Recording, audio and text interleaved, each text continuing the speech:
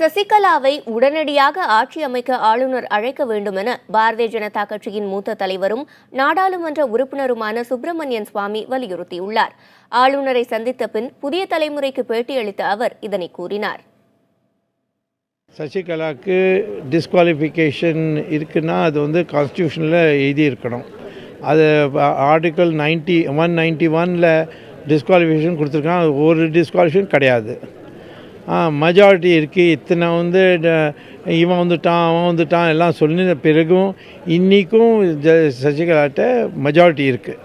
அதனால் நம்ம சட்டம் படி இதை இந்த சட்டத்தோட மரியாதையை கெடுக்கக்கூடாது. சசிகலா பிடிக்கிறதோ இல்லையோ அது நீங்கள் இடைத்தேர்தல் வரப்போகிறது. அந்த இடைத்தேர்தலில் அவளை தோக்கடிச்சு காட்டுங்கோ.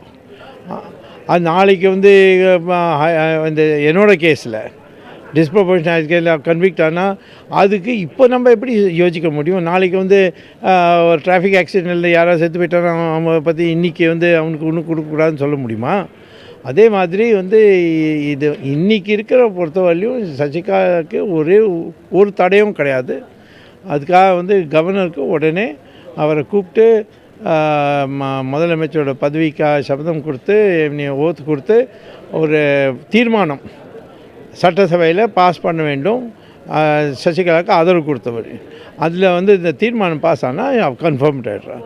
முதல் அமைச்சராக இருந்து ஒரு மீட்டிங்கில் ஃபோர்ஸ் பண்ணிட்டான்னு சொல்கிறது அவரோட மானம்தான் போகிறது.